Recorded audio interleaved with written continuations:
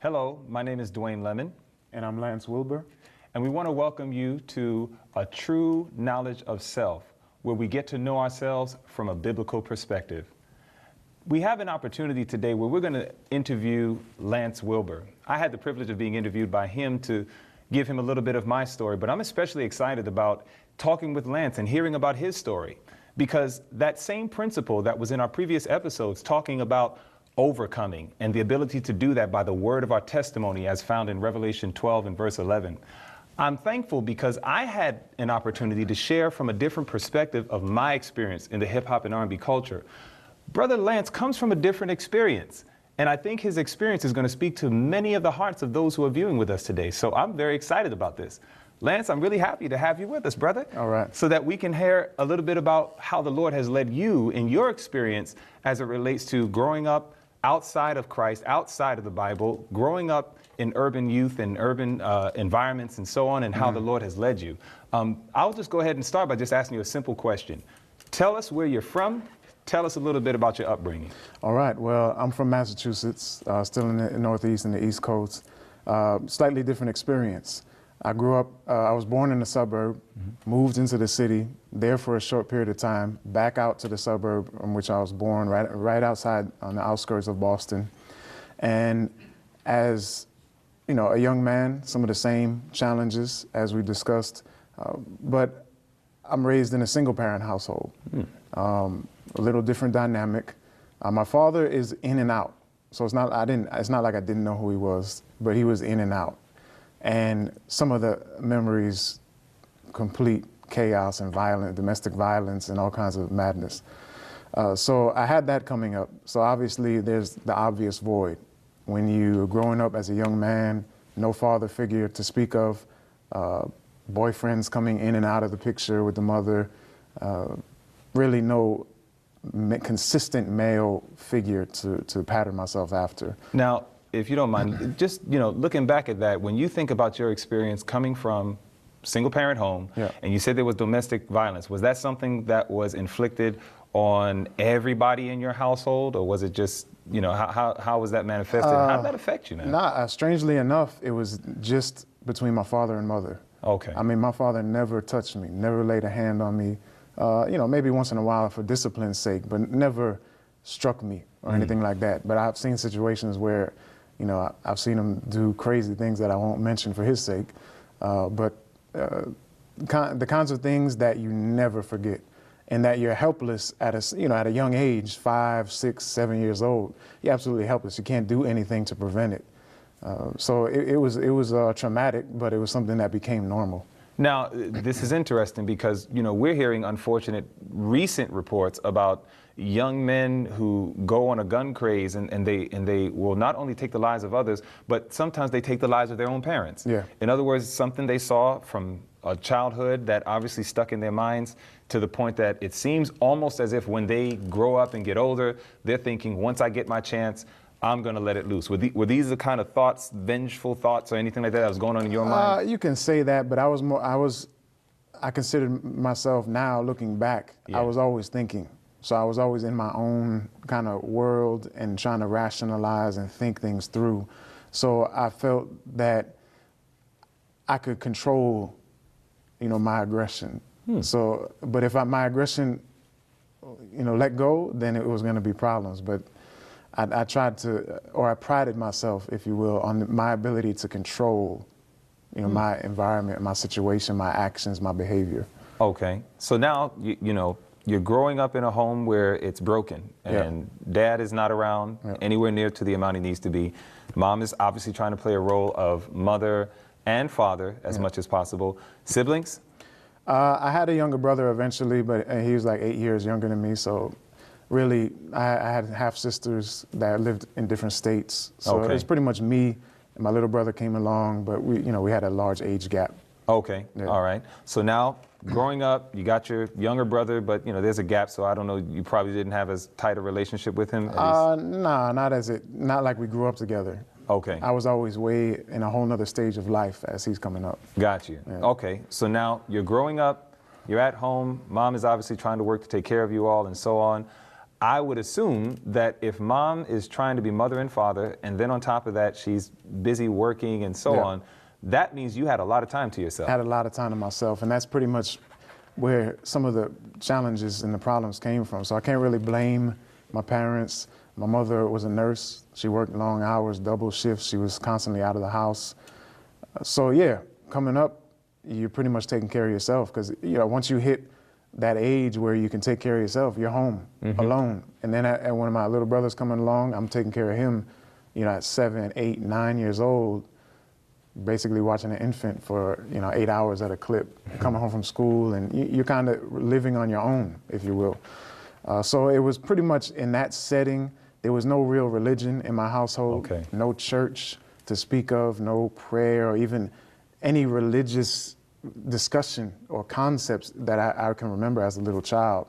And my mother was young as well, and she had her own life and partying and music. It was a biracial household as well.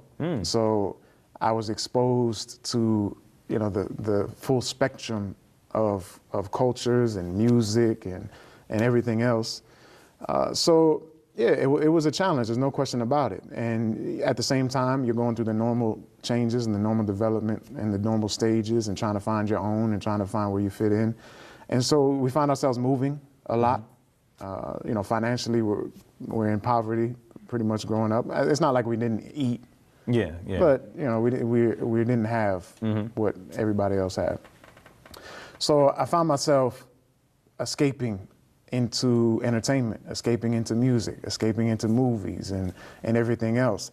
And now where I'm out in the suburbs at this time, so I'm getting exposed to hip hop for the very first time through the TV, through images, old, I think when MTV's just starting out, and they had Video Music Box and V66, and they're playing these music videos, and you had movies. And you had, music. We had local in Boston area. We had local groups, your New Edition and Ed O.G. and the Bulldogs. And so there was hip hop in Boston, but it was nowhere near the same scene. There was the industries, the labels, the industry was not present in Boston like that. There weren't many studios to speak of and executives to speak of. So most people, if they wanted to make it big or they wanted to get in, they had to go to New York. They had to go through New York to do that. So I'm getting exposed in that way. And pretty much now, as I'm going into, we moved into another section of the city. And this was supposedly the bad section of the city. And new group of friends, new neighborhood. I'm going into junior high, and I was always big. I was always taller than everybody in my class, and so I always hung around with older people, older age groups. Now, what was your attitude like when you transitioned into high school? Because you remember when I went into high school, I'm a nobody, nobody's recognizing me, no one wants to be my friend. I had to use something. I mean, when you came into high school, were you going in insecure? Were you going in like, look, I'm the man?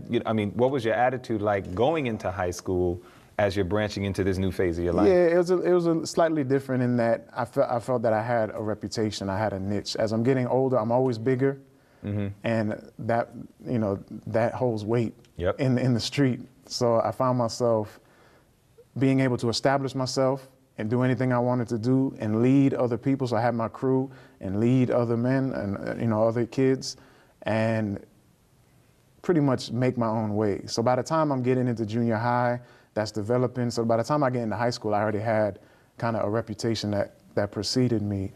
And I felt like I was where I needed to be. And if anyone wanted to challenge that, then I was ready for that challenge. So now, right now, you're at a point where, you're what I'm going to say was the typical urban youth that we see a lot going on, sometimes single parent home, growing up with a television, video games, and friends are pretty much what's around us more than our own parental guidance. Then on top of that, you're in school, you're using the influences of what you got naturally. You're a big guy, so you figure, let me use that to my influence to be influential to others and so on. Where is the role of, the influence of hip hop culture at that point in your life? Like I said, when I moved to this new section of town, the South Side is what we called it, and I got a new group of friends, And this new junior high I'm going into, I moved right at like the tail end of the summer. I got exposed to the music. Basically, you know, we had the tape store, the record store, and go down to the record store and they would put out new music.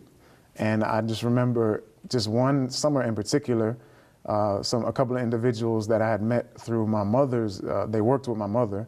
They had just gotten out of New York. There was a brother from Harlem and a brother from Brooklyn. And so they're talking about, you know, these different groups, some of the groups I never heard of. So I go to the record store and I pick up, you know, your Slick Rick and your Tribe Called Quest and your KRS-One and your Cool G Rap and your, so I start getting into this. There were other young people, like all the way, I can go back to elementary school, and some of my classmates, their older brothers, and Beastie Boys comes out, you know, I think it was called License to Ill or something. And so they're coming in school singing these songs. Never heard anything like that in my life. Completely different. Run DMC comes out. And there's just things that completely different, you know, new. And so that's attractive. Yeah. You know, it becomes attractive. It's the new thing, it's the cool thing, it's the popular thing, at least amongst the young people. So I started just becoming a junkie, you know, like a music consumer to the max. And I didn't have money to buy it. I would just go in and steal this stuff. So as I saw being practiced in my surroundings, you know, theft and beat down, selling drugs, partying, I just got into that at an early age. You know, 10 years old, I was smoking. 10 years old, I was drinking. 10 years old, I was going to parties and getting involved with girls and all that stuff. So by the time I'm 11, 12, 13, 14, going into high school, I mean, that was my lifestyle every day. Now, curious, when you were listening and getting more heavily exposed to the hip hop culture and all that comes with it, and you know, and we're saying hip hop culture for a reason, because sometimes people just focus on the music and the industry, but it's not just music and industry, it's a culture, it's a complete lifestyle. So we're being very deliberate about that, and we're going to build on that in you know, further programs, just so that we can all be on the same page and understand this. But you know, Lance, when we're talking about that, you're exposed to this hip hop culture now, all these things are coming in. One of the things I'm curious about from the artist standpoint, you just mentioned all these hip hop artists. Who are the ones that appeal to you most and why? There's a reason I'm asking this question. Yeah, I understand. Obviously, what appealed to me most was the intellectual, you know, the knowledge, not just the guys there rhyming and just, you know, making words connect and just the party songs, the club songs, but, you know, the brothers that are actually putting together and constructing complex, deep, intricate rhymes, the wordplay, you know, the syllables, the metaphors, those kind of things. That's what I mean. I dedicated myself to like memorizing and studying the artist and seeing how this could happen. And we had local emcees. Yeah. And so there was one.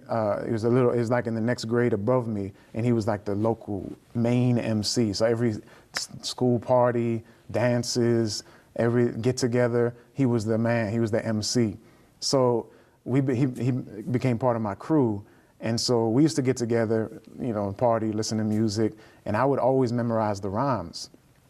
And at a certain point, he used to, you know, write rhymes and kind of try to, not kind of teach, but he challenged me one day. He was like, listen, I noticed that you can memorize all these rhymes and you can repeat them exactly, you know, precisely with the delivery, the timing, all these things.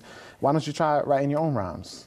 And I said, I never thought about that. I said, that's an interesting challenge. And so there was an event, I had an altercation at my high school, and, you know, they threatened to kick me out. They wouldn't let me come back in without a psychological evaluation. I had to go through this counseling and kind of like anger management before there's anger management. And at that moment, that's that moment when I was waiting to go see the psychiatrist or whoever it was, a counselor, I wrote, you know, my first rhymes. And I wrote my first rhymes, and that was it. That was it. Now, when you wrote your first rhyme, you're realizing, all right, I obviously have a talent. Somebody challenged you, and that helped bring it out.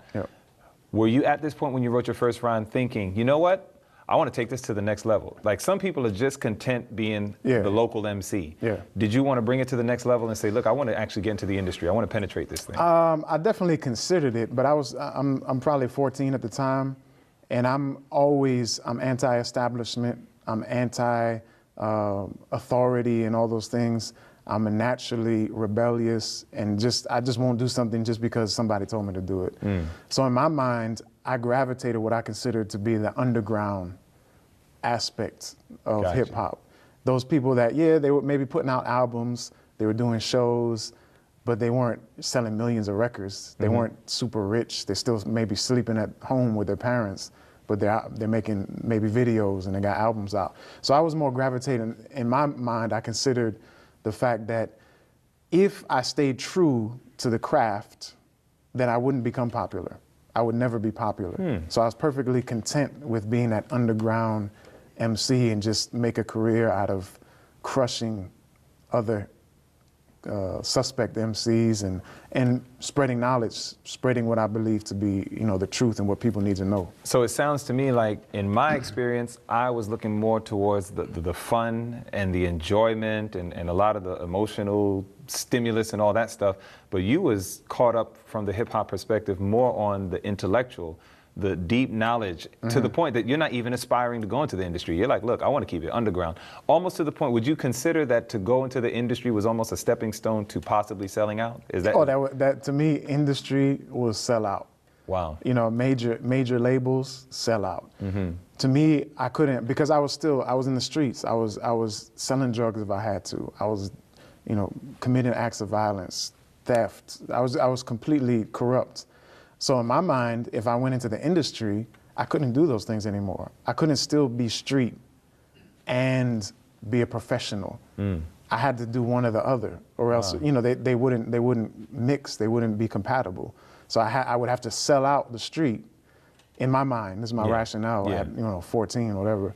I had to sell out the street and leave that life in order to make this image and this career, if you will. So you pretty much brought us now up to the point that you're at least 14 or 15 years old, entrenched into hip hop culture and entertainment. And it's at the point where, you're now seeing yourself not only with the skill set, but you want to preserve it, and you're not getting caught up into the pull of the industry or anything like that. At this stage in your life, was there anybody, grandmother, grandfather, friend, enemy, anybody who was trying to have any type of godly influence in your life at this point in time? Not that I can remember. I mean, the only kind of religious influence I had at that time, my mother started getting into like New Age things and that kind of stuff. I really didn't listen to it. We didn't have those conversations in my home. There were a couple brothers that I mentioned, the brothers that came from New York. One was associated with the Zulu Nation, which we'll be talking about, I'm sure. One was associated with the 5% Nation. So, they had an angle, but it wasn't, it was just kind of theories. So I was garnering a lot from the music, from the messages coming through, the philosophies coming through. I didn't like to read, so I pretty much, it was just ingesting what was coming through the culture. Now, some people, you mentioned 5%er or what have you. There may be some of our viewers who don't know what 5%er is or any of these type of things. Could you explain what that is real quick? Basically, in short, because I hope we're going to dedicate an entire program to this, but the 5% Nation, or the nation of what they call the gods and the earths, came up in the 60s through one individual named Clarence 13X, and he was kind of he left the NOI, or the Nation of Islam, if you heard about Malcolm X or Elijah Muhammad, currently Louis Farrakhan.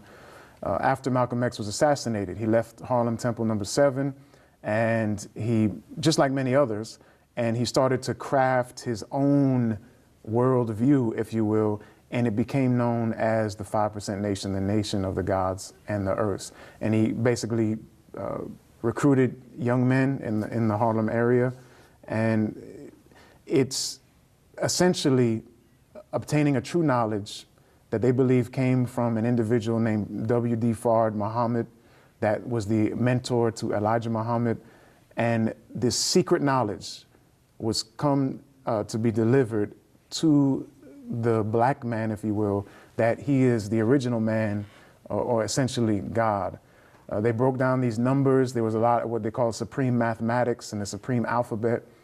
And there was the idea that 85% of humanity, especially the individuals that came from the African nations over to in the slave trade, that 85% of the world, if you will, or particularly the black men, were deaf, dumb, and blind, ignorant. They had no guidance. They were completely inept and inebriate, intellectually and morally corrupt. And then there were what was called the 10%. The 10% were those that knew, but that deliberately kept the lie, perpetuated the lie. And the base lie was that there was a false religion, what they called tricknology, a spook religion, where eventually these corrupt individuals through the ages introduced a religion that took the mind away from self and directed it towards an unseen God that you can't see, that's in some place that you can't see, that you can't go, and developed all of these laws. And this is where the Bible came from. And Moses introduced this, and Muhammad of Islam, of traditional Islam, developed these spook religions where they're chasing a lie. And the truth was that God is in you, God is you, we are the sole controllers. And this kind of question and answer didactic method where you memorize kind of a catechism of question and answer became the lessons, became the core doctrine, and you were ingratiated to memorize these things. And it was just very intriguing because it was a lot of information, a lot of knowledge, quote unquote, that never really amounted to anything, at least in my estimation. It was very circular in its reasoning, but it was just information, it was knowledge, it was a position, there was something to stand for, there was something to be a part of, and it gave an alternative to the traditional story of, like it was said, the white Jesus and all of these things. So that's it in a nutshell. So then, at this point, when you're learning about this, because I know now you don't embrace these teachings, right? But back then, I would imagine this was really intriguing to you. Yeah, I mean, absolutely. It captured an area of my mind where I was seeking for answers. At some point, I was looking to make sense and put the knowledge that I had or the philosophies that I began to develop into a package. Because I was, at least in my approach, I was anti-establishment, anti-authority, but I was very particular and things had to be very organized and thoughtful and reasonable. So I didn't want to just kind of float around. I wanted to know what the answers were, and I wanted to have something to deliver that was tangible, practical, not theoretical. Okay, so then at this point now, my question is, what was your view of Christians at that time? I remember when I was kind of engrossed into the industry, I looked at Christians like a bunch of happy people that don't even know why they're happy. They're always emotional, but they couldn't go back to anything that was intellectual and say, this is why I believe what I believe, and so on. I mean, what was going on in your mind and your view towards church and Christianity? Yeah, traditionally, at least on my mother's side, her family was Catholic, Roman Catholic. So in my mind, all Christianity was Roman Catholic. That was Christianity. So to me, they were corrupt and hypocrites. And I didn't even consider them happy people. I just saw them as just, confused and lost individuals of no practical worth. They had no presence, if you will. There was a church that you always knew was a church, but where were the people? I never saw the people. Where did they go? Where did they come from? So to me, they were just, they just took up space, and I consider them weak. As I began to now pursue some of these things aggressively, I consider Christians weak, double-minded, unsure of themselves, insecure, no answers, a detestable creature. Now, this is sharp because you know what? I believe firmly that the thoughts that you had are the thoughts that many have today. Right. My question is, when Christians, have Christians ever approached you when you had this type of thinking? Eventually, yeah. I mean, as I get into that transition point, yeah, there's definitely, we're going to talk about that. Okay, so then you got to a point where you see that, these folks are coming in. If you could just in a brief picture, and then what we'll do is we'll expand on it as we go further in our next sessions. What was your response, what was like your average response to the Christians who would come to you at this time frame when you was doing that? And I'm asking these questions for a reason. Yeah, I mean, aggression, animosity, kind of a disgust, a disdain, and, you know, wouldn't give them an inch. I would consider them just pushovers, and they didn't know what they were talking about. I knew what I was talking about, and I'm just gonna bulldoze you and steamroll you, intellectually or physically, if we want to take it there. Now, at this stage, what were the books that you were reading that gave you this picture? Because since you're into intelligence, Yeah. you more than likely are reading something. So what are you reading at that stage? Well, that's the thing, is I hated reading. Right, because I really said you hate reading. I hated reading. So it was really Listening. It was up to that point where I didn't really read. I mean, I read some things as a child, reading, you know, different books here and there, but I just didn't have any passion for reading. I would get interested in something and pick it up and read it, but you know, I didn't even go at it like that. I was more of the mindset that I don't need to read some exterior book. I need to observe and master my surroundings and deal with the physical, you know, tangible level. And you got people studying books, their heads in a book, and they don't know how to govern themselves. Would you say at this stage in your life that you were the reflector of other men's thoughts? Absolutely, it has to be the truth, because you're developing an image that you're getting from outside. A whole lifestyle, a whole culture that I'm adopting and accepting as it. Where did it come from? Who perpetuated it? What are its origins? And you could study that out, but still, even the people at the beginning don't have an answer. Right. You know, it came from somewhere. And then now once the industry gets involved, they're doing all kinds of things that people don't have any control of. So things are just getting mixed and matched and mingled and amalgamated into this package that they're offering the consumer. And I was a consumer for the most part. You know, I don't know about you, but as I listen to Brother Lance share these things, I know that it is very convincing. And it's to the point that you wonder, how did he come out of this? But I'm trusting that in our next episode, we're going to get to hear about how the Lord was able to bring him out of this type of thinking into the present understanding of his truth at this time. And Lance, I believe that a lot of people are going through similar struggles like what you were going through at that time. So again, I really appreciate you sharing that with us, brother. Well, our time is up. We want to thank you all for joining us here at TKS, and we want you to come back and this time invite a friend so that hopefully we can all enjoy the blessings together. Until next time, remember Proverbs 2 and verse 6, that it's the Lord that gives wisdom, and out of his mouth comes knowledge and understanding.